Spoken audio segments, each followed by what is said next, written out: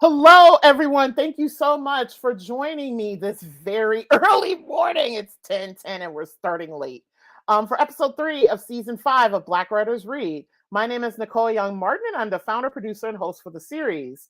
It's the start of the spooky season, and I'm glad that Black Writers Read is kicking off this month of October, the start of fall, Halloween festivities, and also my birthday month, with horror writer Tracy Cross. I'm very excited to welcome her back as she first joined us during season 2 in March of 2022. It's been a while to talk about her debut novel, Rootwork. Today, we'll be talking about A Gathering of Weapons, the second book of the Conjure series and a continuation of Rootwork. We have so much to discuss, so let's get today's conversation started. Black Writers Read showcases, celebrates, and honors the words, work, and traditions of Black writers from across the country, across genres, across experiences, and across the African diaspora. Black Writers Read is a behind the scenes conversation into the craft and what it means to create as a Black author in today's society. Since starting the series during the summer of 2020, we've hosted almost 70 authors representing 10 plus genres from 5 countries and 17 states. Our platform includes the live stream interviews, the audio podcasts, book clubs, and curriculum development assistance. Find us online at blackwritersread.com. Tracy Cross's debut novel, Rootwork, explored racism, sexism, karmic justice, and the power of family and faith. Her second novel in the series, A Gathering of Weapons, was published, actually released on October 1st by Dark Hart Publishing. Her work can be found in several anthologies, including Don't Break the Oath, Black Magick, 13 Tales of Darkness, Horror and the Occult, and 99 Tiny Terrors. She has been a recipient of a grant from the Ladies of Horror Fiction and the Horror Writers Association Scholarship from Hell. She lives in Washington, D.C., is an active member of the HWA, and a huge Prince fan. That might be why her hair is purple today. She also enjoys disco and has an Etsy page for her other artistic endeavors. Nearly 4 years has passed since the events of Rootwork, the first book of the Conjure series, and the youngest Conway sister, Pee Wee, is now 13 years old and on the cusp of magical greatness. Ever since the tragedy of 1889, she's worked tirelessly to practice her hoodoo and hone her conjure skills so as to right the wrongs done to her family. But as a young Black girl living in the post Reconstruction era of the segregated South, her growing powers do not go unnoticed. Strange and malevolent forces have descended upon the small Louisiana parish Pee Wee calls home, and she must use her newly acquired conjured skills to fight back. Will she use them for good, or will she pledge herself to the ghost of a dead voodoo priestess and the darkness the woman serves in exchange for unlimited power and the promise of generational revenge?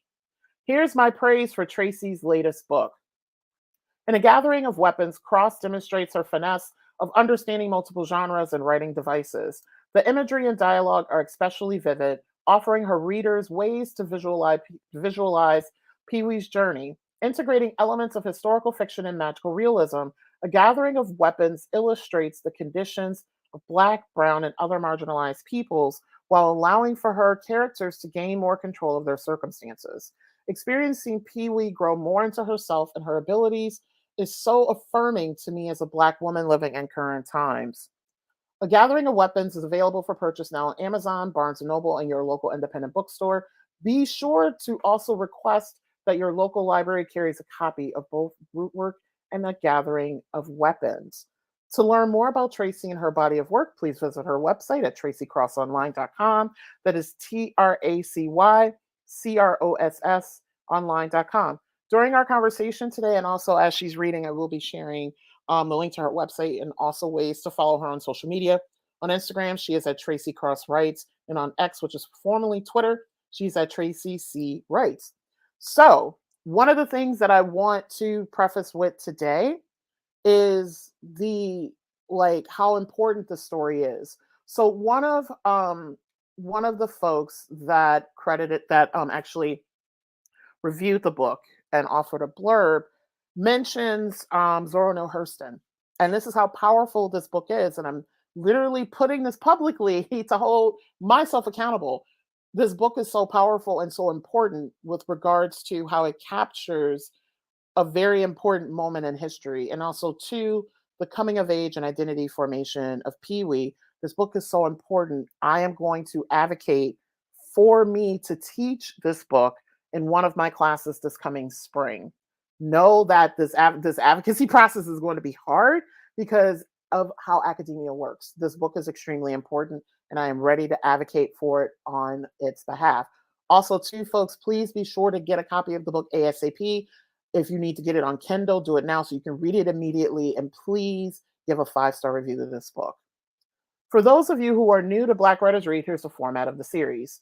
Tracy will read an excerpt from A Gathering of Weapons. We will then chat about the book and get updates on what Tracy has been up to since she was last on Black Writers Read. If time remains at the end of the conversation, we'll open it up to Q&A for those who are joining us today. We typically have folks joining us from Facebook and YouTube. If you have a question, feel free to include it in the comment section on the platform where you're joining us from today. I will compile the questions and either pose them to our guests following the conversation or insert them during an appropriate time during our chat. I'd now like to welcome Tracy back to Black Writers Read's virtual stage. Hey! Hello! Girl, I didn't know that you were gonna use it to teach. Stop. Yeah, I really, especially at this particular program, I feel this book is extremely important, and I think like the more and more I really think about the historical context and also just the power of agency that we see Pee-wee go through in terms of her own self-actualization. I think this book is even more important, and I really, because the class that I'm thinking of teaching it in, I have to teach 2 books, one that is a canonical text and one that is a contemporary, and I'm thinking of proposing to read it along with Zora Neale Hurston's Their Eyes Were Watching God. So I'm putting this publicly to hold myself accountable, and also too to even further legitimize the book. So when I do go to administration and be like, hey, I want to teach this book for the spring, here's why. So You are just so awesome. Thank you. That's really cool. Now, if we could just get the rest of the world to jump on, that would be great. But we're good. We're good. So are you ready to read? Oh. It's so good to see you. Hello. Yeah, it's been too long, girl. I know, right? Like this, okay? Change. So yes, I need to like keep you guys guessing. That's why I never look like the picture that's posted, because people are just like, she changes all the time. Why? But hair is hot. So my hair, it was hot. DC, it was like 3,000 degrees this summer every day. I was like dying. Like, oh my God, I cannot. But yes, I am ready to read. And there's going to be a lot of things here that you're going to hear when I read it. Some of it is a giveaway, but know that I listened to everyone's feedback and I took it into consideration when I wrote this book, because people like, I want to see more of this person. I want to see more of this person. So I not only added these people, but I added like more characters. So it's going to be really cool and well-rounded. So I am going to read, there's a story. It's a collection of stories. Some of them are told by Pee-wee, like written in her voice, and some of them are written in a third person, but we'll get to that later on. The story that I'm reading, the part that I'm reading is from the story called White Tent Revival, as told by Pee-wee. I was walking the path to Aunt Teddy's house one day when I saw another Injun headed toward Lone Wolf's place. The Injun looked like Lone Wolf, but he seemed like he didn't live near the city. He had feathers around his head and rode a horse without a saddle. I remember when Betty tried to get me to ride a horse without a saddle. I did, and I thought my stuff was going to be sore forever. But this Injun was riding so fast that he was a black streak when he shot past me. Aunt Teddy stood at the top of the path, toweling her sweaty forehead. Who's that heading to see Mr. Wolf? I asked. Come on, Pee-wee. We got to go into the town to get some lemons. This was her nice way of telling me to shut my mouth and mind my own. While we walked, Aunt Teddy didn't say much. She just held her hand over her stomach and looked like she was going to fall down any minute. I stopped and picked up some mint leaves off the path and ran to a nearby creek to wash them. When I returned, I gave them to Aunt Teddy to help with her pains. She nodded and shoved the bunch into her mouth, chewed the leaves as hard as she could. I knew what was going on, and even though she hadn't told me she was pregnant, and I had a good idea of who the father was. So when y'all gonna tell me about you and Mr. Wolf? I asked, kicking at the dirt path. Ain't nothing to tell. I ain't stupid, Aunt Teddy. You're going to have to tell me sometime before you start showing. I made a big motion over my stomach like a balloon and waddled like I was pregnant. Ain't no such thing. Oh, she started, then stopped and sighed. Fine, Pee-wee, I'm pregnant. How'd you know? When y'all ready to believe that I'm going to be one of the best conjure women ever, just let me know. I got conjure woman intuition. And Teddy started walking down the path again. I decided to answer serious. Okay, Mr. Wolf brings you fruits and vegetables. He catches rabbit and a possum for you. He even made some stew, and I saw when you threw it right up. You said that you couldn't eat nothing with a smell like that, so that only means one thing. Aunt Teddy chuckled. The great and powerful Pee-wee, she grumbled. Make fun of me all you want, I said, but when I got the whole town on their knees needing me, we'll see who's laughing then. We got a bunch of lemons and stuff at the store and carried it home. When we got back, Lone Wolf was sitting on the step with his Indian friend waiting for us. Where have you been? He asked Aunt Teddy. I went to the store. Teddy looked at the other man. Who's this? A friend of mine from a long time ago, Teddy. He found my sister. Lone Wolf looked at Aunt Teddy in a serious way. She okay? I was standing there holding a bag of groceries looking real stupid, so I decided to introduce myself to the new man. Hello, my name is Hattie Mae, but you may call me Miss Conway. I swung the bag of groceries over to my hip and extended my hand for a shake. The Indian stood and looked at my hand before shaking it.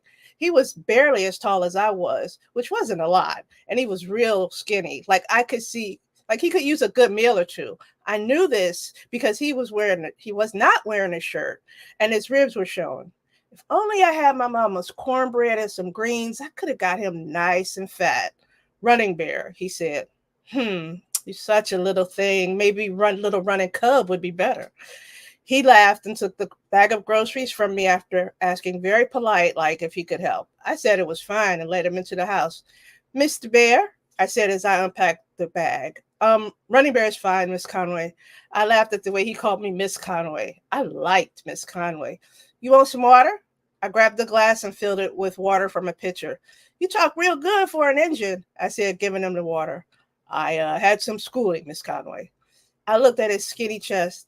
I'd feel more comfortable if you had a shirt on, I said. Before Running Bear could respond, Aunt Teddy came stomping up the stairs all heated, and Lone Wolf followed. If I don't go get her soon, I don't know what will happen, Lone Wolf was saying to Aunt Teddy. Tomorrow, the whole town will be at the revival, so it'll be easy for me to sneak into jail and get her. Aunt Teddy got to work in the kitchen. Lone Wolf talked the whole time. I took Running Bear outside to show him the enclosed porch. I pointed to the couch over there, but instead of taking a seat, he walked over to the screen and looked out. He made a clicking sound with his mouth, and I saw his horse look up at him from the water trough below. I didn't know Mr. Wolf had a sister, I said. What's going on? What's going on with her? Is she in trouble? She's in jail in a town down by the river by the name of Luton. It's a very dangerous town. I mean, I go there sometimes to trade, but I don't stay long when I do. Why not? What you mean by dangerous? It's dangerous for people like you and me, Miss Conway. People like us?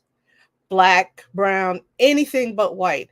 If they catch people like us in their town after sundown, Running Bear's voice trailed off.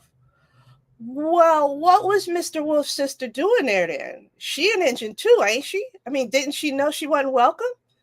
A white man invited her there, wanted her for his own, but when she rejected his proposal, she was beaten badly by the man and his friends and tossed into jail to await punishment.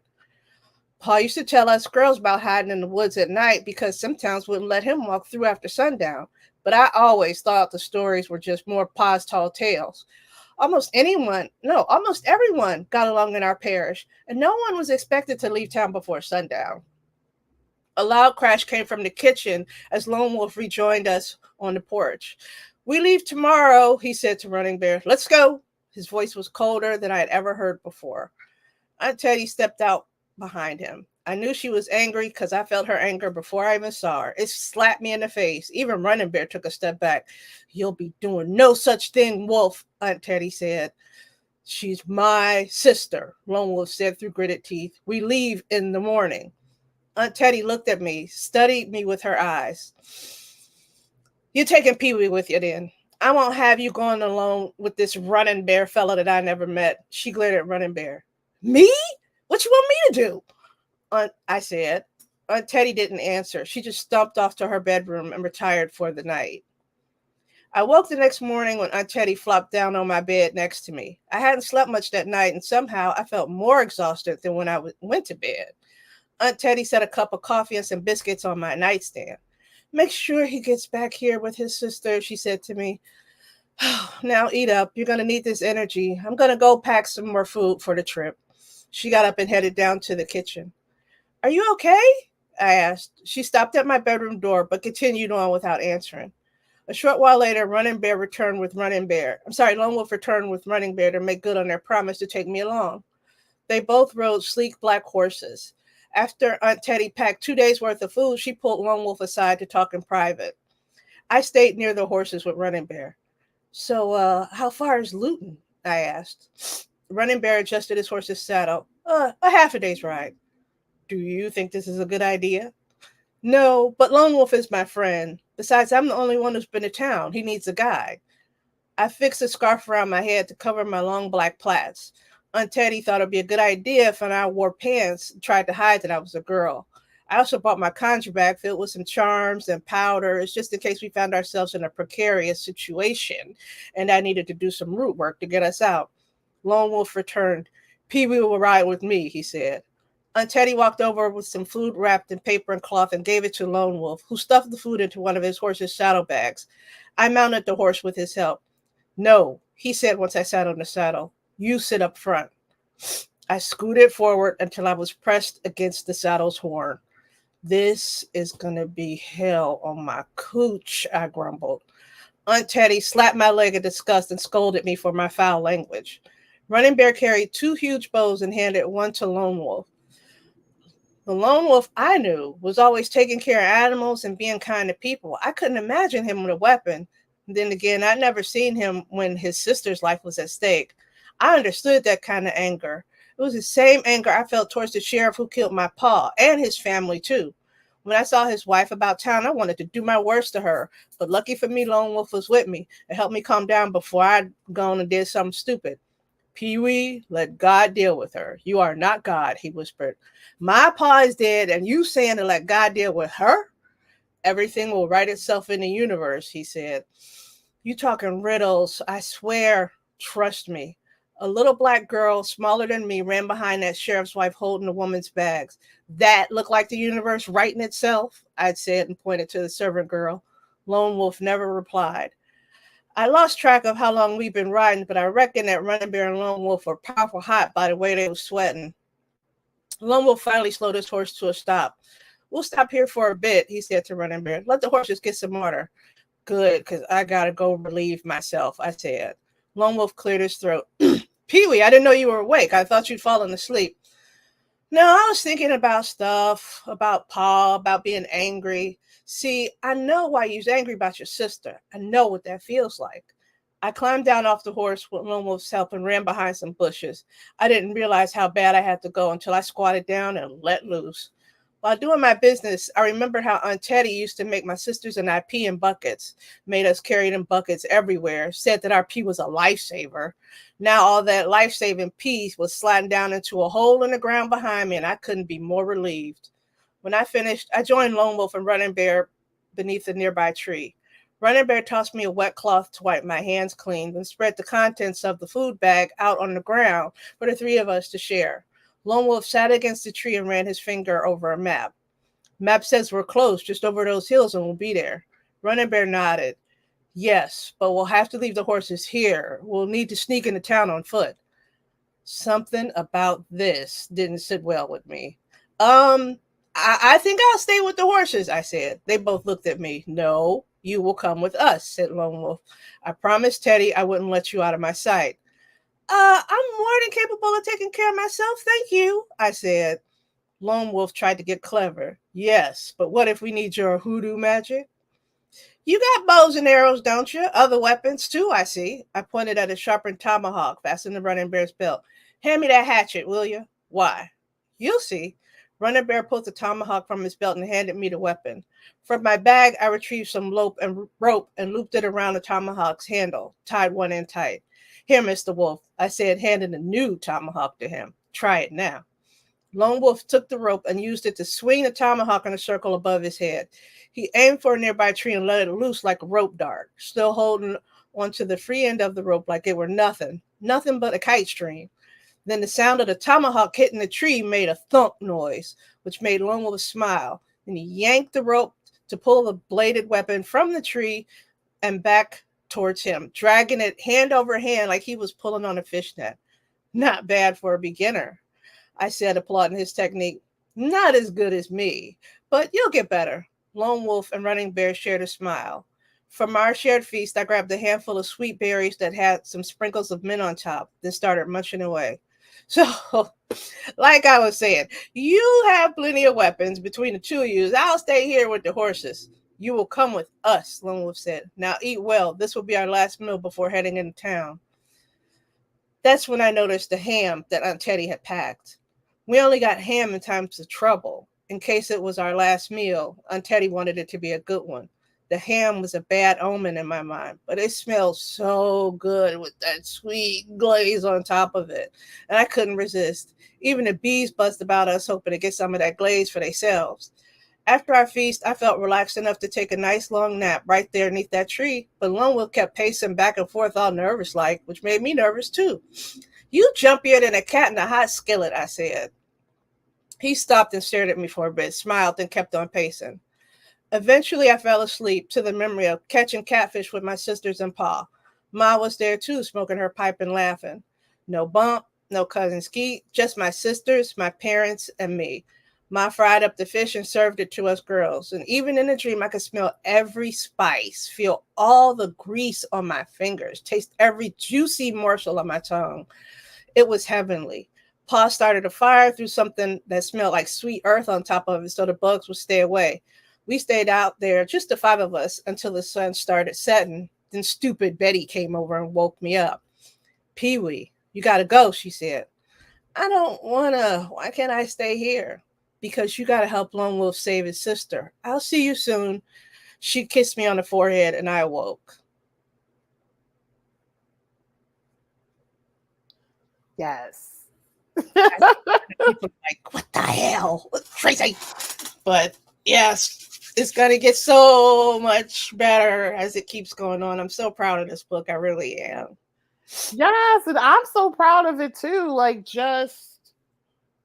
And also too, which just leads into the first question that I have. Like the book really demonstrates, because I want to applaud you. Like since the last time we were on together, like you've done a lot. You've done a lot in terms of like sharpening your craft and all those things. So, and it really shows in this book. Rootwork is great.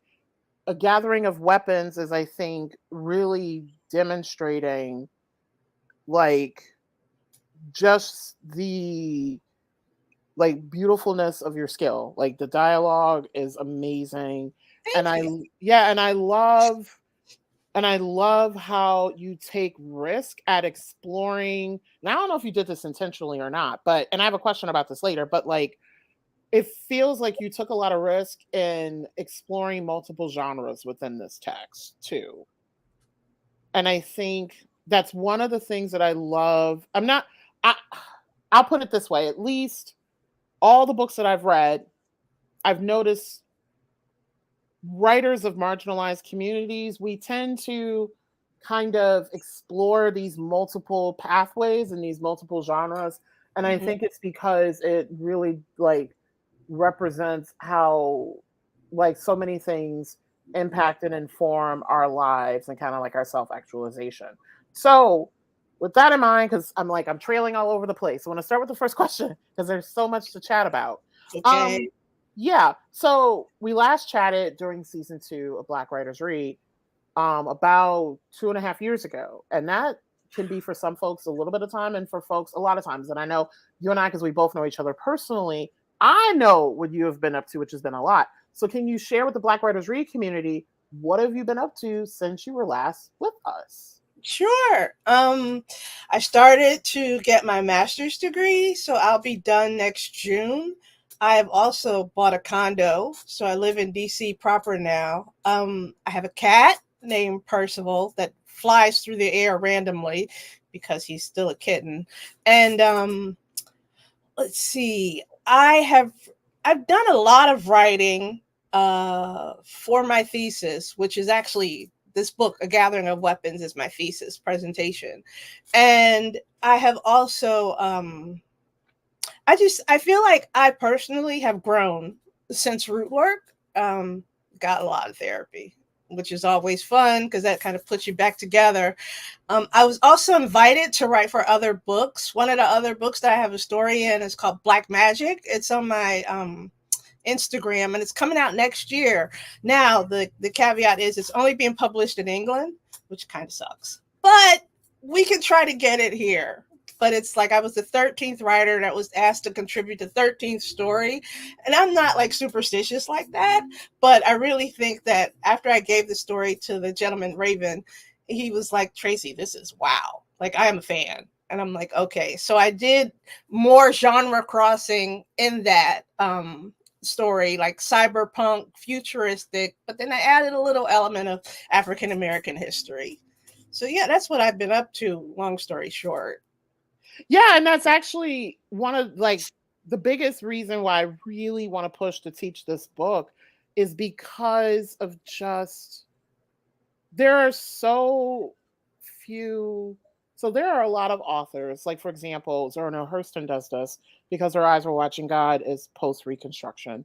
And this book, very few popular texts do this where they like depict African Americans from a place of agency during this time. And there's at least for me, very few popular texts and popular media that do this, which is one of the reasons why there's certain particular things I will not watch or advocate for.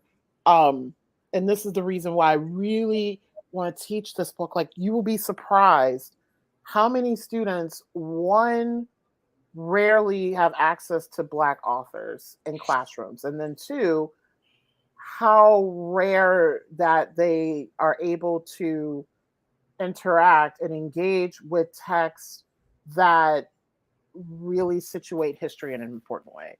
And given our current climate, it is really important more so to include things that talk and situate history, because it's not, people are purposefully taking it out. Okay, I'm going to try, because I could easily go on that route. I'm going to try not to get on my soapbox today. So, A Gathering of Weapons, which I remember like one of the first conversations you and I had last summer, which Tracy was our book club read last summer, and she shared with us some stuff about A Gathering of Weapons. And one of them was just this, like the speed of which you wrote this. I'm like, oh my God. So I'm glad that we were able to actually get it in hands now. So with that, A Gathering of Weapons is the second of 3 books of the Conjure series.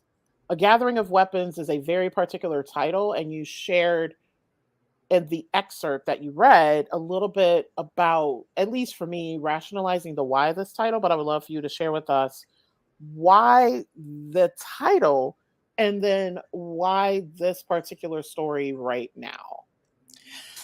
So the title, it came to me like in a dream, because I had a different book that was going to be the second book. I wanted to do a book that was in the past, and then a book that was in the future, and then the third book was going to be in the present. But when I submitted it to the publisher, they were like, no, we wanted to stick with this time frame. So I said, okay, I can do this. I can, do a little bit more research and find things to write about. But I could not come up with a title. Most writers can't. A lot of writers are like, I can't think of a title. But after getting feedback on Rootwork and Pee-wee and just positivity and everything and the love that everybody showed me, I wanted to show something that showed Pee-wee getting herself ready for the third book, The Battle. However, I also wanted it to be you to be able to read each book individually without having to read the previous book. Now, if you have read Rootwork, it's like a wink and a nod because you're like, oh, I know Pee Wee's, doing all of this stuff. But if you haven't, this just shows you like how she becomes this, how she wants to be this really strong conjure woman, and how, she's getting her, not only her physical weapons together, but her mental weapons together, and her root work and her hoodoo together. She's interacting with a lot of people. She's learning a lot of different things. She's become an entirely different person than she was in the first book. Why now? I didn't give it that much thought. I know a lot of people are like, this is kind of an appropriate time, because people are talking about like, I think DEI and all of this other stuff. I write this book to leave a legacy behind. Some of the things that they do in the books and some of the people that are in the books are like directly related to me, my family, or these are things that we've done in our family. Because my thought is that once you're gone, there's nobody else that's going to be here to tell the tale of you. So by incorporating myself, my family, and all of our things that we've done into this book, this is like my way of leaving a legacy behind for when, I'm gone. And then they can read this book and be like, hey, she said this was about her. Which parts, were about her? Which parts were her family? And it just makes you wonder. Nobody really knows, except maybe a little bit of my family, but nobody really knows like who's who here. So that's why. Yeah, and I'll jump questions. So for folks who are joining us, and if this is your first time here, welcome to Black Writers Read. So I like to collaborate with my authors to make sure that we have, a very fruitful conversation. So I send questions ahead of time. So this takes me into this question. One of the things that I like about A Gathering of Weapons is how it explores and relies upon multiple genres, including historical fiction and the coming of age narrative. The time period, the specific circumstances for Black and Brown folk and folks of other marginalized identities at that time, and the setting are especially vividly illustrated through your words. Besides family stories, I'll change the question. If you could talk about the family stories and how you were able to access those, and then also what other source material did you use to create this world and why? And for folks who are joining us, this book does take place post-Reconstruction in the late 1800s in Louisiana. And there's a lot of reference to hoodoo and African spiritualism. So I would love for you to talk about how you were able to incorporate all of that. Well, the sources were my family. My grandmother passed, her sister passed, but before they passed, and when I was younger, I would hear them talk about things, right? I hear them say something, and it's weird because my sister Terry had a dream once, and it would be so natural for them to say things like this that I thought everybody's family was kind of like this. So my sister said, I had a dream that this witch took over my body. And my great aunt Lois was like, oh, you need to put a fork, like a silver fork in your mattress, like underneath the mattress to keep that witch from rotting your body. Now I'm thinking this is normal. Everyone does stuff like this.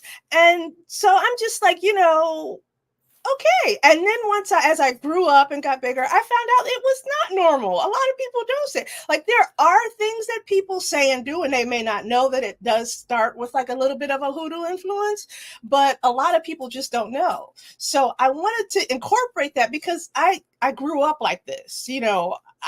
I grew up with all of this, and it's like a love letter to my family, to my mom and my dad's side, because both sides, they're all from Alabama and Arkansas in the South.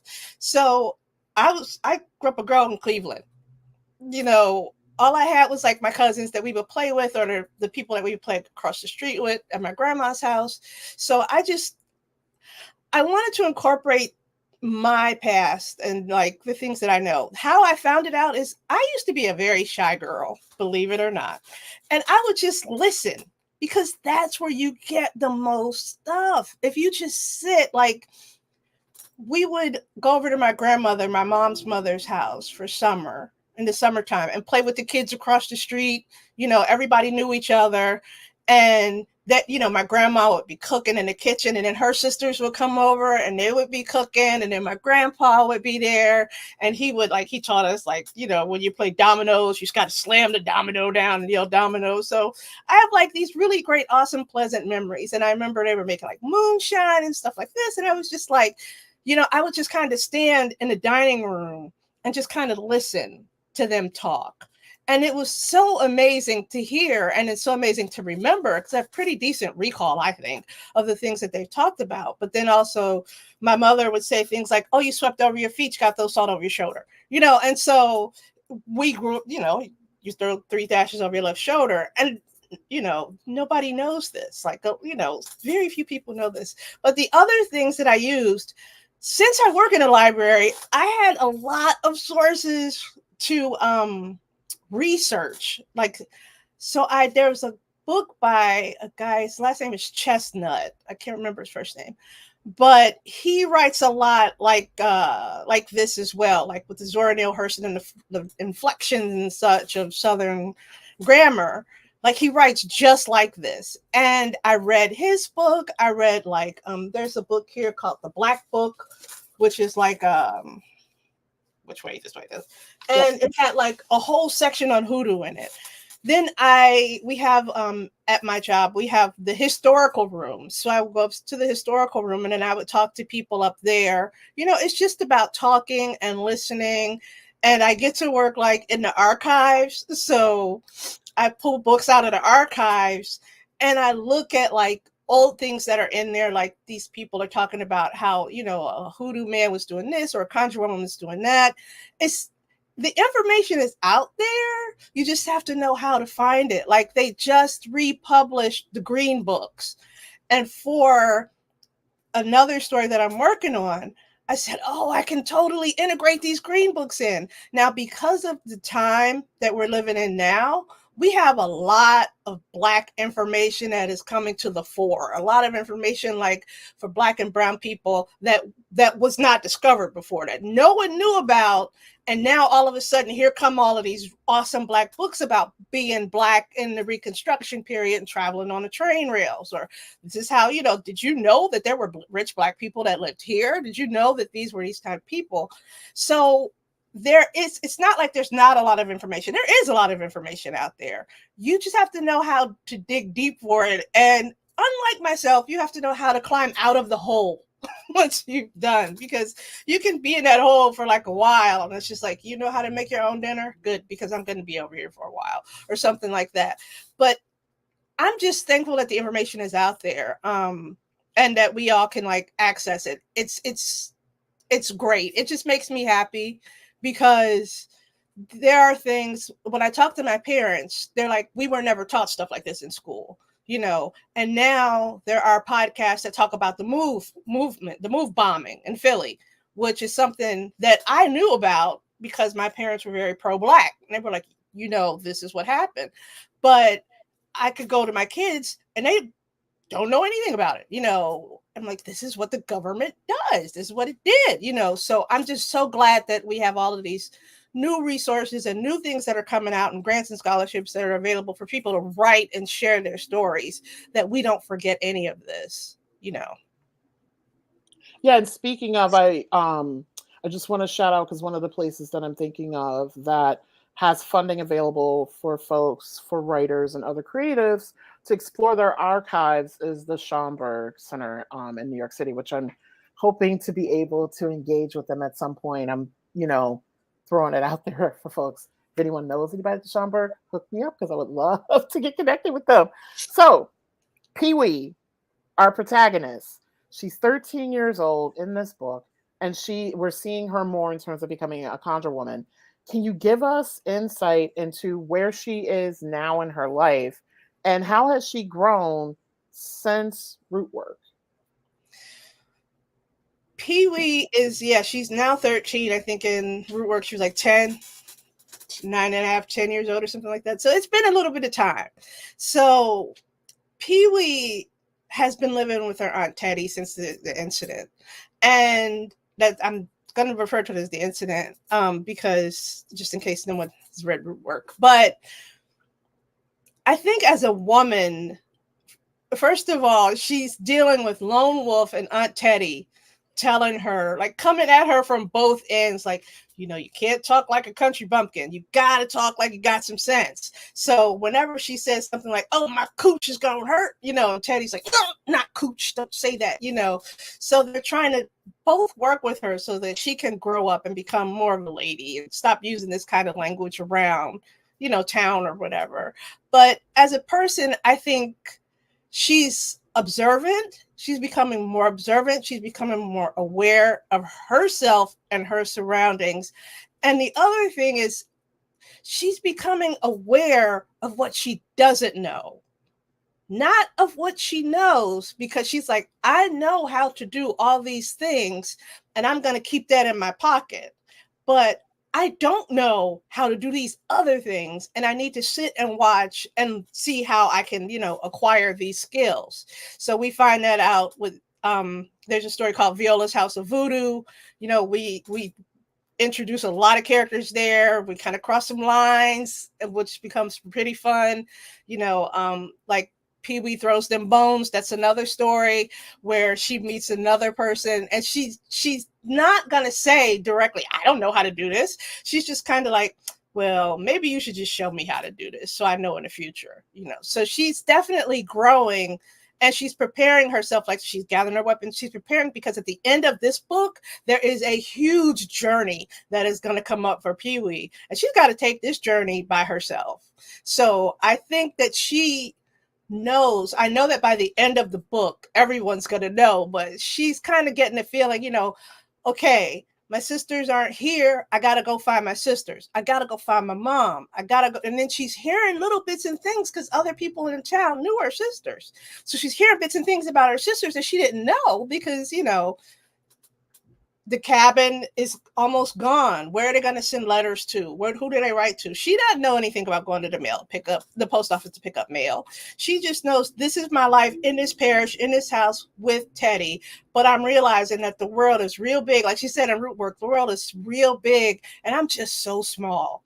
I am just so small. I don't know all the things. So yeah, I think she's becoming more self-aware, but I think that by the last line of this book, you will see how self-aware she has become. That's all I'm going to say. Yes. So I love that you mentioned Viola's House of Voodoo because this is where my next question is going. The narrator changes from third person to first person to third person within the text. And one of the reasons why the praise that I offer the book is in terms of finesse. Writing in the various voices is hard. And I'm saying this as a writer myself. So can you talk about the style choice of changing the narrative voice and what advantages in terms of character development does it offer to Pee-wee? Like in the section of the book, Viola's House of Voodoo and Haunted Spirits. So the changing of the narrative voice, I have to shout out my editor, Marissa, for Rootwork. She made a Rootwork dictionary for us when we used to edit. And I go back and I refer to the dictionary. First, I write everything out the way, like the way I want it to be. And to get into that Pee-wee mindset, it takes a minute or two because it's like a country, it's like you got to remember they didn't have this, they didn't have that. So it's a heavy country accent. So it definitely, it's hard to get into it, but not that hard for me because I've heard this dialect kind of like all my life a little bit. The difference is, I guess, in the narration, because, I figured that there were some things that would be interesting to see from Pee-wee's perspective as a child. And then there are some things that I could not describe from Pee-wee's perspective because I wanted the reader to see it as I saw it. So when we go into like Pee-wee narrating a story, we know that we're looking at this through Pee-wee's eyes, which means that it's going to be bigger and better and more fabulous than anything, right? But when we look at it from a third person narrative, you'll get the whole scene. You get everything, including all the stuff that Pee-wee's doing, which does more. I'm all about being an immersive author. So I want to immerse you as deeply into this book as I possibly can. I want you to feel like, you're sitting there, you're sniffing a catfish, you see them walking with the buckets of pee. I want you to feel that. I want, like my mom said, I want you to feel like you're hiding behind a tree and you're just watching the whole thing take place, because that's what makes that's what makes a book for me, is if I feel like I am so immersed in it, that I am in it, I am there. And I said, I want to write like that. I want you to be able to see it like a movie almost playing as you read it. But yeah, I do toggle between the third person and Pee-wee, because like in Viola's House of Voodoo, there's so much happening. There's so many things happening that I can't say what a veve is from Pee-wee's perspective, because she doesn't know what a veve is. And a veve is a thing that's like, like a sigil for some of the voodoo gods.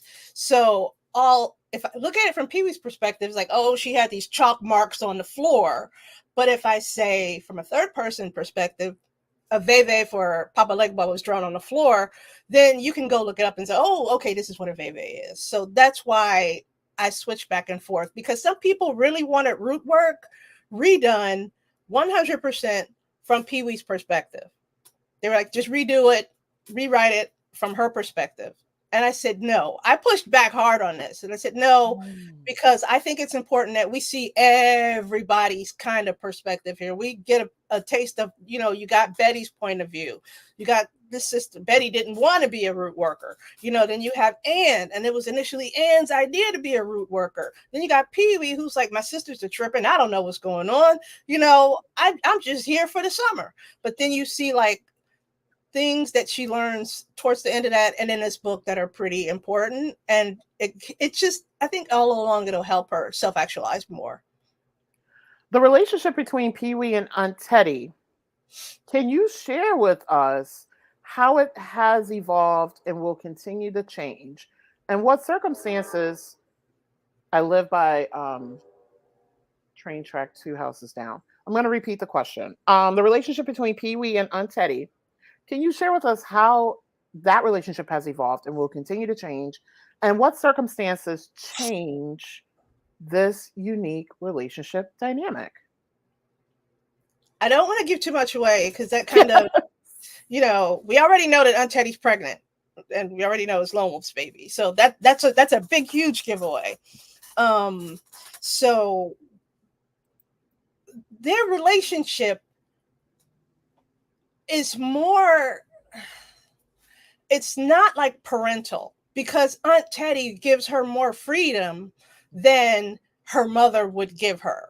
Like her mother would be like, no, you can't go work in a town. You can't work for no butcher on a main road. You can't do this. You can't do this.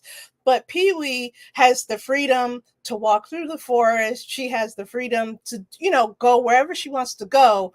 It's just, be back by sunset with Aunt Teddy. And Aunt Teddy doesn't treat her like a 13-year-old. She treats her like a person, just like another whole person that is with her. But she knows this is my brother's kid, so I gotta watch out for her. So she does it sometimes, put the kid gloves on, and like, don't talk like that, or do this. Like, it's like when we would leave the house, my parents would say, you're representing me, so be good out there, make good choices. So that's kind of like how Aunt Teddy is with Pee-wee. She's just like, make good choices, do good things, don't embarrass me. And I'm trying to teach you the things that I know so that you can take it and make it your own thing in the future, because I know I'm not going to be here forever. And there are a couple of lines where Pee-wee gives you that impression where she is going to leave. And you're wondering, when is Pee-wee going to leave? Because she says a couple of times to Aunt Teddy, I'm not staying in this town. Y'all forgot that I didn't want to be here. And I am ready. I'm getting ready. I'm gathering my weapons to prepare for my journey. Where is my journey? I don't know. But I'm leaving this place, and I'm going to go see the whole world, and I'm going to be famous, and I'm going to be this conjure woman, and you people will regret anything that you've done to me that is bad. So that's where I think Aunt Teddy could kind of see this, and she kind of wants to help her prep for the journey by, there is a part in the book where they go through the gathering the weapons, she starts to gather weapons, and Aunt Teddy and Lone Wolf also give her weapons, and they're teaching her, because they know they're not going to be around. Every parent kind of knows this, and so they're teaching her, like, this is what this is for, this is what this is for, and she takes it. And not like, you have teenagers now and they're just like, I'm not going to listen, I don't need to know. But she takes it and she doesn't really say anything back. She just kind of listens a lot, and she just is like, okay, so this is this and this is this. And if you look at the list of weapons, which I put at the beginning of the book, you'll see she has a chicken bone from Betty's soup. That means she went back to the house where they used to live and dug through and found this chicken bone, a jawbone from this person, a this and that and the third from whoever. So she is growing up, I think. And, I think that it's definitely going to show in this book. There's so many shocking things that Pee-wee does that I don't want to talk anymore about it, but she is definitely growing up with it. So Lone Wolf and Bump, these are two very interesting characters, and you shared a little bit about Lone Wolf and Bump in the excerpt that you read. How do they impact Pee-wee's self-actualization, and what can we expect from each of them? They're going to stay in the town. That's what I'm just going to tell you straight out. Yes! They're not going anywhere. So Bump, Pee-wee doesn't realize, like, Bump is, boys kill me, right? They start out, like, my nephew started out as this little chubby fat cheek baby, and now, I would be like, just stop it, you're looking down. And now it's just like, hey, I told you to stop, like, they just grow up and become like these big muscular kids. You're like, what happened? And that's what happened to Bump. So she's been with Bump all this time, but she doesn't see Bump the way that, like, another character sees Bump. So she's kind of like, wait, you think he cute? This just Bump. He just lived with us. He's not nobody, So she starts to realize that, like, these people are like three-dimensional outside of her. So they have their own ways of doing things. And we do see Bump has a job, and he got Pee-wee a job where he's working as well. So, and he's like, telling her what to do, but she treats him like a brother more so than like a friend or, like a confidant or whatever. And Lone Wolf, all I'm going to say is that he is integrated a little bit more into this. We do get to see a lot more of Lone Wolf. The story that I selected, we don't get to see a lot of him there, but we do get to see a lot of him throughout, and his relationship with Aunt Teddy. So we do see how they got together, what's going on with them. But we will see this through Pee-wee's eyes, as Pee-wee, not as the third person narrator, because I think that it's just so much more compelling to see it through Pee-wee as opposed to seeing it like, Pee-wee gaped at Aunt Teddy and Lone Wolf kissing on the porch, and then you see, like, but Pee-wee's like, oh my God, Lone Wolf almost swallowed Teddy's face. What is he doing with her mouth? So it's just stuff like that I think it's but yeah, we do get to see them evolve. Everyone evolves a little bit more, which my publisher said, this is a world that you're building that you can always easily step back into, grab a different character, and go with a different perspective. You could keep this series going on forever if you wanted, because you have Lone Wolf, you have Aunt Teddy, who you got a little background in Rootwork, you got Bump, who's working in the town now, you got Creole Kate and Creole Kate Jr.,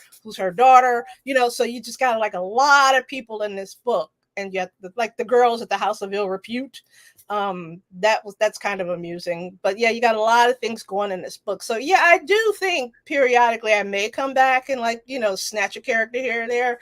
But their impact, you get to see everybody's impact on Pee-wee, because she's, like I said, I'm not going to give too much away, but she is growing and she's becoming her own person.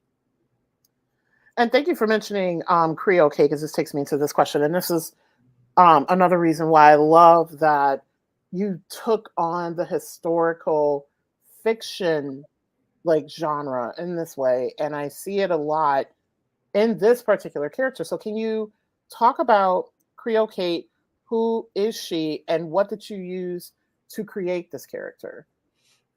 Creole Kate is Teddy's nemesis. She's a white woman. She's a biracial woman, but looks white, like presents white. And she works with the whorehouses in town to like give them love spells or help. Back then it was the hoodoo workers and the conjure women that helped to do the abortions and such. So these girls would come to her and get pregnant, and they're like, I gotta get rid of this baby. So you had the conjure woman doing it because the doctors and stuff wouldn't really do anything about it. So Creole Kate is like her nemesis. They don't know each other, like they know of each other, but I don't know if they've met yet. But I do know at some point they do cross paths. And Creole Kate Jr. is Pee-wee's nemesis.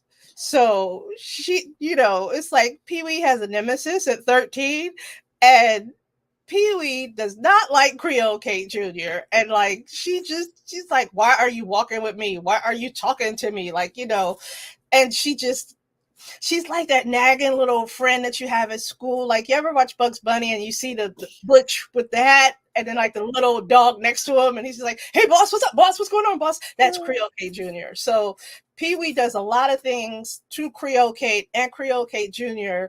that is pretty amusing. They're pretty funny things that happen, but there are some serious things that she does that the reader is going to be shocked that Pee-wee knows how to do these things. Like, how did she learn how to do this? Why is she doing this? And then we'll get to see Lone Wolf step in and undo some hoodoo curses and conjure work that Pee-wee does because she takes it a little too far sometimes.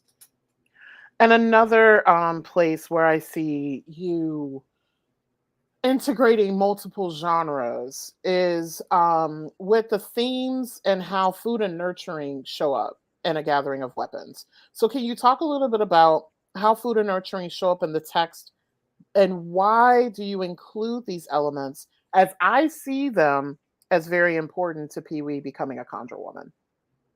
Because I'm always hungry and I always want somebody to take me out to eat. Like, for real, take me to a restaurant. I want to eat some good food. That is partially true. Yes. Because I love food. I just do. And I like to have food in the books, because you ever read a book and you're like, nobody ever eats, nobody ever goes to the bathroom, and you're just like, do they eat? Or what happens? Like, this is my way of saying my characters are well-rounded. They eat food, they go to the bathroom, and I wanted to talk about food of the South because, like, I was talking to my mother, and my mother was telling me about this bread that my grandma would make for her. And it was like, you don't know, like, when people are like short on money, you take the resources that you have and you use the resources that you have to make other things. And no one complains. Like, there was a time where all we had was cornflakes. That's it. Cornflake. I would not eat a bowl of cornflakes if you put it in front of me and held a gun to my head. Now, I will splurge and get Frosted Flakes because I'm feeling a little extra dangerous because the sugar's already on it. So you got to kind of think like that. Like, Pee-wee talks about eating fruit and eating this. And I wanted to show not only the food aspect of it, the food that is native to where she is, but I also wanted to show that the people around her are so different in culture that they do share spices, they do share herbs, they do share everything. Because if I am correct, I do believe the Creole people do or did share all of this stuff. It's like an amalgamation of all the spices and things that have happened down there, which is gives you more of an authentic feel for if you go down. I've never been to New Orleans, but if you go down there today, there's never really, like, you're in DC, there's never really one food that is like solidly DC. It's like, you got this, you got that, you got this. But when you go down south, it's like everybody has their own way of making collard greens. Some people use turkey, some people use pork, but the collard greens will get made.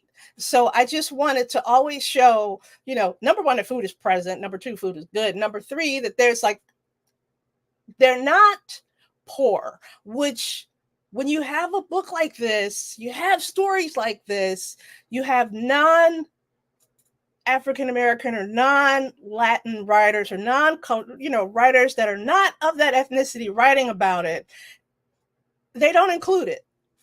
They don't, add it. They don't put anything in. They don't know. Like, I grew up with my mother telling me, your babies are skinny. You need to feed them some cornbread and collard greens, and get that juice, and I'm just like, but a lot of people don't know these things.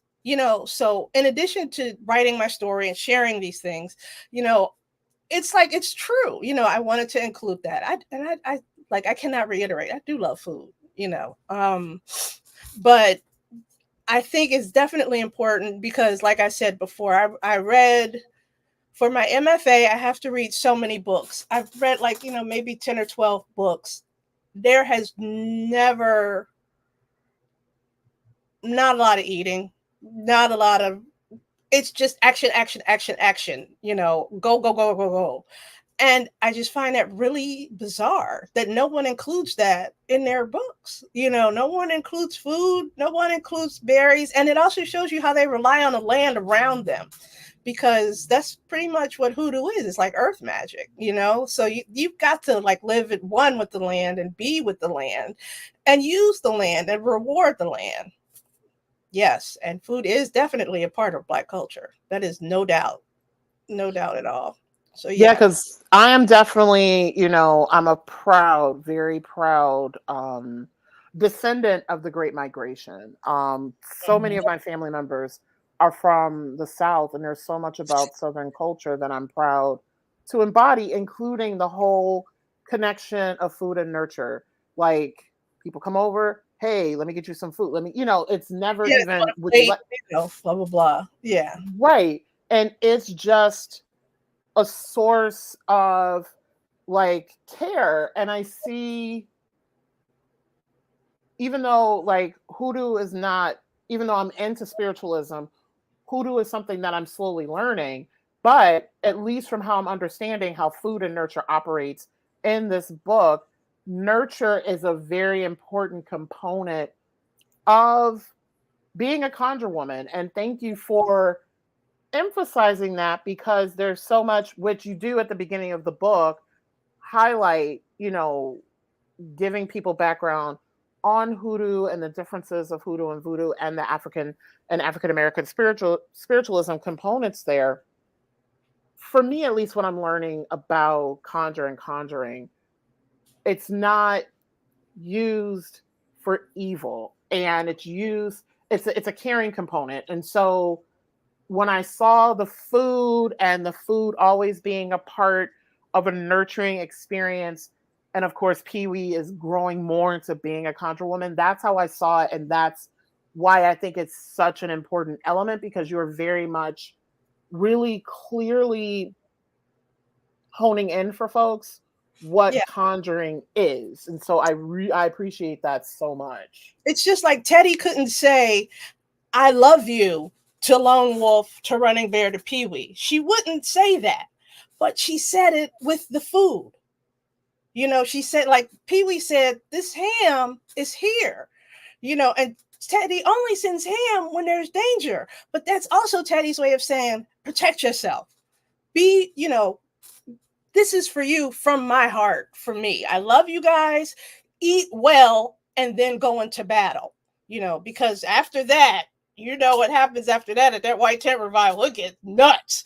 But that's her way of she gave them a nice lunch, a very nice lunch. And whenever you see somebody in here eating something nice and great, because my grandmother on my dad's side lived through the Depression. Okay. And sometimes we would talk to her when you say, Grandma, what was that like?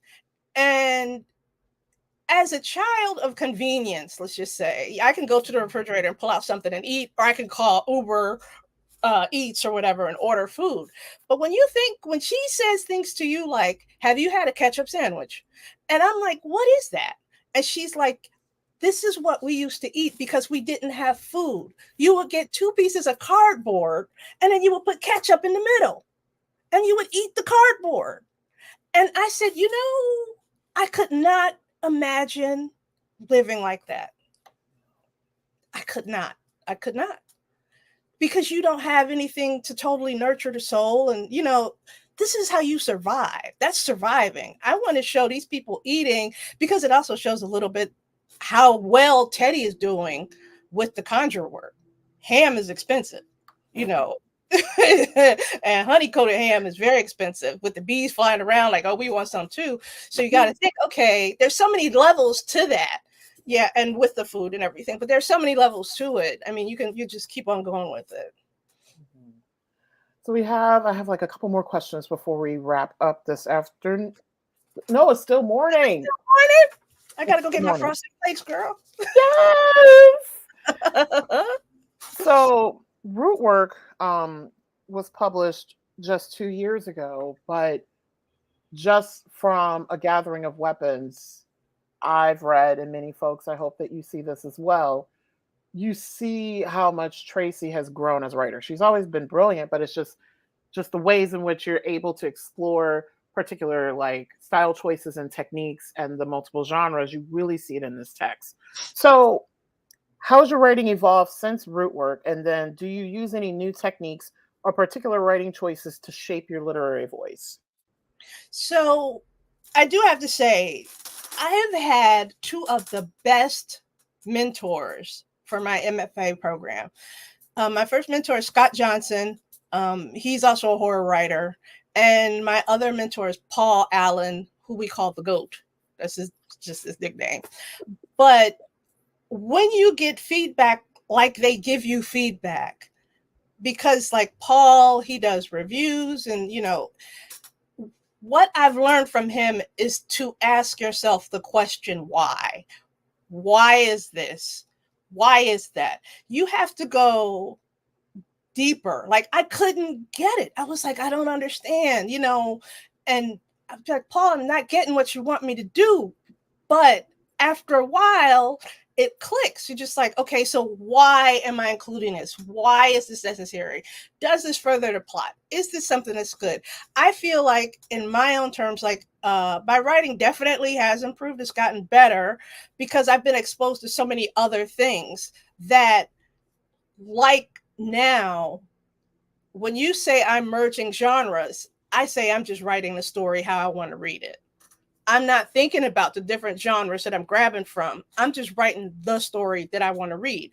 Do I want to read a story with a little bit of black magic, like as in black girl magic, and then, history and horror and scary? I'm just grabbing at things that I want to see, making my own kind of gumbo, if you will, with my writing. So that's why if you look at anything that I write, it's hard. I know people get upset because they're like, it's so hard to label you. And I'm like, that's great, because I don't want to be labeled.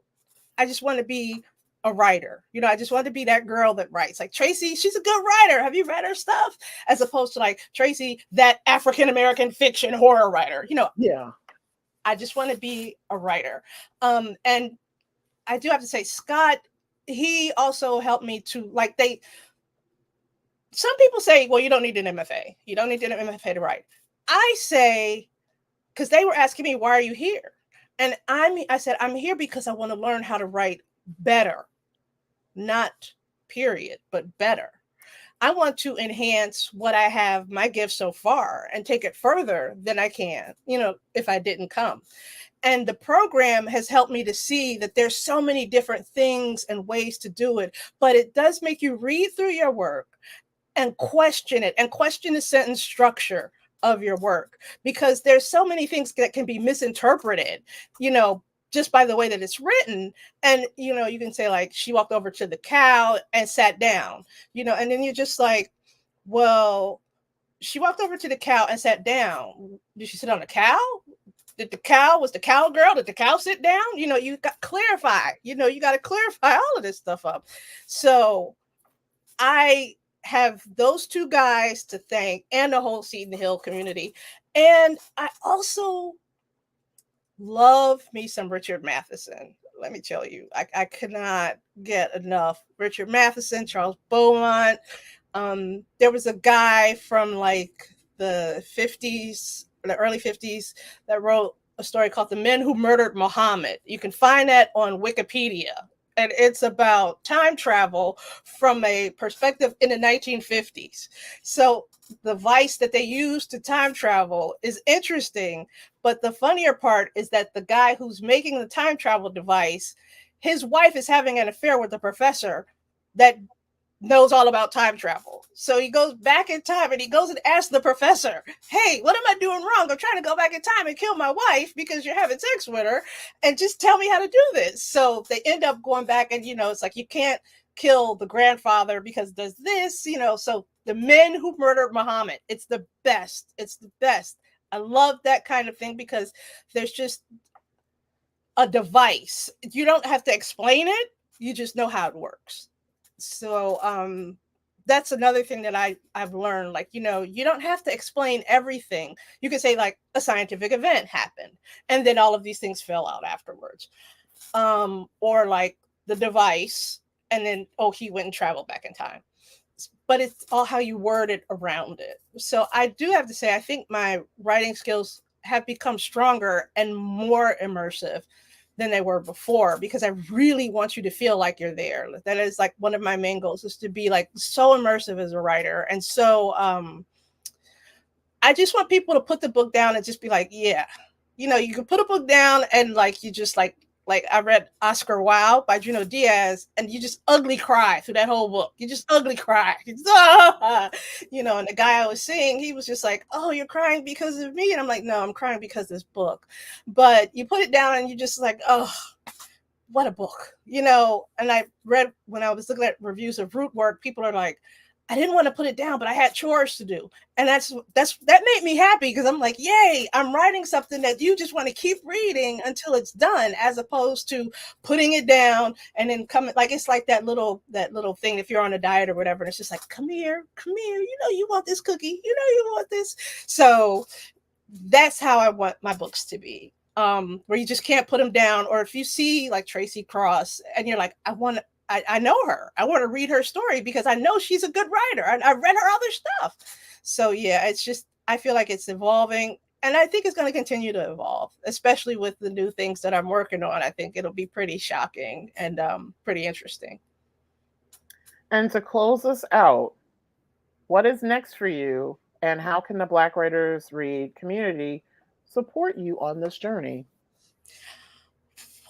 Buy my book, y'all. Buy my book. No. No, but for real though. Yeah, like buy the book. Buy the book. So the deal is, Rootwork is in now its second printing. I didn't know that. It's so you buy second edition now, and it has a new cover, it has a new beginning, it has like a whole lot of new stuff in there. Buy the book, y'all. But hold on to the first book because it's going to be a collector's item. But buy the books. Yeah, because we've changed it. What the first book is totally different than the new Rootwork that came out now. So yes, buy that. Support. Ask for the book in your libraries. Ask for the book in your bookstores. Ask for them to call the author and ask the author to come to talk. Invite me over. I'm ready. I'm here. We can do this like live or whatever. Also, support other Black writers. We have a story to tell. Support all writers of color, because my theory is that, and if I'm correct, I want this interview to be that thing, but my theory is that the genres are merging. So now we have a Black girl telling a story with Native Americans and adding their history to her history to create a new history. Like, if my kids are biracial, you have Black history and white history, and you're merging to create a new history. And then that history goes forward and merges with another one to create a different, newer type of history. So just, it's all about support, support your organizations, expose your kids, your students, your parents, whoever, to writers of color, because we do have stories to tell, and our stories are good, if not better, than some of the white contemporaries that have larger publishing deals, and that, like, I'm not going to even name any names, but if you know me, you know who I'm talking about. But like, we cast ourselves in a beatific light as opposed to some others who will always look at us like roots, you know, or like mariachis, or just like typical, you know, stereotypical roles.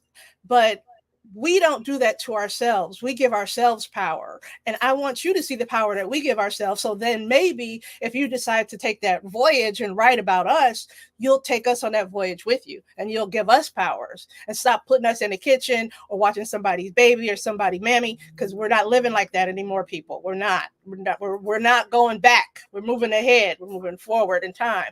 So yeah, just expose. Ask for the book at your library. Ask for the book at your local bookstore. Just, you know, ask and promote, and visit my website. And like, you could buy me a cup of coffee on my website, because I just got a new website, y'all. Woo! That's the other thing I did. I've been so busy. So it's a new, sexier, darker website. It's darker, Tracy.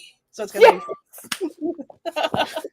and join the mailing list. If you join the mailing list, I will send out like little things. Like, I think for this month, I sent a 20% off coupon for Rootwork and a Gathering of Weapons out. So yeah. Girl, close your mouth. You know I got you. I'm still mad at you for saying mariachis. I was just like, what is it? I was just like, what is happening? But you know what I'm saying? It's like, I do. You know, and you have white people that are just like, I don't know how to write Black characters. And I'm kind of like, well, then maybe you shouldn't be doing it. You know, I had a woman come in and say that to me. I don't know if I'm writing this character right or wrong. And I'm like, if you have doubts, throw it out. You shouldn't be doing that, sis. You should not be writing about what you don't know. And don't come and look for, like, you know, a person of color to come and read and tell you this is how a Black person acts. This is how a Latin person acts. This is how a Native American person acts. I don't have time for that. Let us tell our own stories. You tell your stories, we'll tell our stories, and you can promote us by buying our stories. How about that? Or have people pay you as a sensitivity reader, because I know people who do that. Yes, they do. But, you know, I get all up in it. I'm not sure if you really want me there to be your sensitivity reader. I'm like, you know, baby, you should take this back to the drawing board. Like, Tracy's going to be the insensitive reader? Like, let me get my old faithful red pen here and just get started. You know, Sparky. That's what I call them. It's just, because sometimes you're just like, I cannot. And I will tell you this, growing up, we didn't have a sensitivity reader. We didn't have this stuff. They're talking about what kind of warning or do you want to put on the cover of your book to let people know that these things are happening. And I said, I didn't have that. So I'm not going to put it on my book. I just want you to jump in and be surprised. If you're offended, put it down. But I didn't have that whenever I picked up a Stephen King book and he referred to us by whatever terms. There was no like, get ready, Tracy, this is an N-word coming through, or he's got this, you know, or whatever. I didn't have those warnings, and I don't want to put those on my book. So I just want you to dive in and just go for it blindly. Just have some fun with it. That's all what I'm all about, having fun and being happy. Yes, because for me, especially as an educator, I think about those things a lot of times. Those warnings, I get why some people want them and need them, but sometimes those warnings are like, okay, I'm not going to touch this at all. And it needs to be the thing that the people need to touch, is the thing that they're like, nope, I'm not going to do it. So if I see it, I'm not going to go for it because I know I'm going to be upset by it. You know, no. Let's just go back to the old ways of just diving into a book and just going for it. Let's just go back to that way, which I have a feeling, because we label so many things now, that in the future, like our kids are probably going to be like, we are so sick of labels. Let's just stop labeling stuff and let's just go back to the way they used to do it in like the old centuries of the 20th and the 21st. The old people way, the way my great-great-grandma does, you know, that would be like me. Yeah, and to close us out, I'll definitely say for folks, if you do get, this is just any media overall, because there's a lot out there. If you do, this is why community is so important. If you do get triggered by something, talk to someone. Like, find members of your community to process with. Don't avoid literature because of what's possibly there. Instead, explore what's there and talk about it with folks because I think that can also be a space of healing rather than completely avoiding. And I know I may get canceled by saying this, but I'm No, like, because you're opening up a dialogue, and right, that's what's the most important thing. Because if you open up a dialogue, then you won't have that same feeling when you go into another book that right, is like that. And you're like, okay, I felt offended by this, but we've spoken about this. I've spoken to someone about this. I'm not as offended. So now I can pick up, like, I was offended by Rootwork. And like somebody could say that to me, like how you had the N word in there and how you had this happen. But now that I've talked to you about it and understand that it's a historical aspect and this is how things were, I'm not as offended. So I will go on and read A Gathering of Weapons because I'm, sure that it'll be great, which it will be. So, yeah, it's all about opening a dialogue, but opening a constructive dialogue. Like, don't open a dialogue like, racisty is what I would say. Just open a constructive dialogue and just learn from it. Sit back. The best thing, like I said before, is to sit back and listen. So many people want to talk and tell you stuff, but not a lot of people want to listen. And I think that's really important for you to sit back and listen. I listen at work all the time. I just sit back and listen. And that's also how you write really good dialogue too. If you sit back and you listen to how people talk, you can like learn the cadence and stuff like that. So that's how you very good dialogue. But listen. And, for those of us that are people of color, share. If you see it's uncomfortable, or if you're like a professor or a teacher and you see your students are getting uncomfortable, pause, put it on pause and share and talk about it and dialogue it. Because you can always go back to it. But that's one moment that you'll never get back. That one moment in time that you had that you could have explained this and you didn't. And so now it goes forward and it becomes ignorant. So stop, pause, explain, and then move on. So, Tracy, thank you so much for joining us this morning and also for gifting the world a gathering of weapons. I'm so excited for folks to get it in their hands. And review and put it on Goodreads. I'm on Goodreads. I'm on Amazon. You can even tag me on Instagram. Let your soul wander and let it inspire you, and make a TikTok video and tag me on it because I have no clue how to do any of that stuff. So yeah, that would be great. I appreciate it. I told you we would have fun with this. We always have. Yeah, so I'm going to go ahead and wrap up. So thank you so much, Tracy. You're welcome. Thank you so much for joining us for episode 3 of season 5 of Black Writers Read. I'll be back in a few weeks on Saturday, October 19th to chat with Dr. Khadijah Ali Coleman about her latest poetry collection and a forthcoming novel. And Sunday, October 20th, I told y'all this season is like jam-packed and booked. I'll be back Sunday, October 19th with Dr. Khadijah Ali Coleman, and Sunday, October 20th to welcome actor, director, producer, and writer Adrian Burks to talk about his career self-help book, which I wish I had this book when I was a theater major in undergrad, on how to navigate the film industry, and also some of his forthcoming film projects.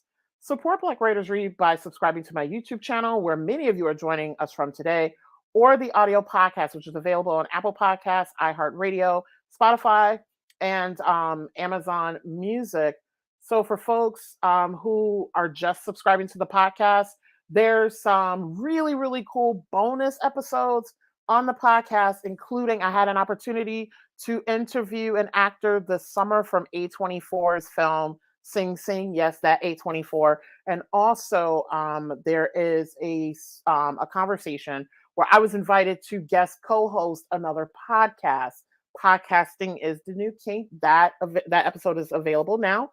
There's so much exclusive content specifically on the Apple Podcast. I'm sorry, on the audio podcast. So please be sure to subscribe and visit. While you're there, also feel free to drop a review, because by supporting Black Writers Read as a subscriber or a reviewer, you are growing the community, and also you are helping people to help find me. Also, please visit me online at blackwritersread.com to learn more about the platform, ways that you can support me. This is a self-produced and self-funded endeavor. So thank you all for spending your Saturday morning with us, and more importantly, for ensuring that Black authors continue to matter. I'll see you on October 19th. Thanks so much.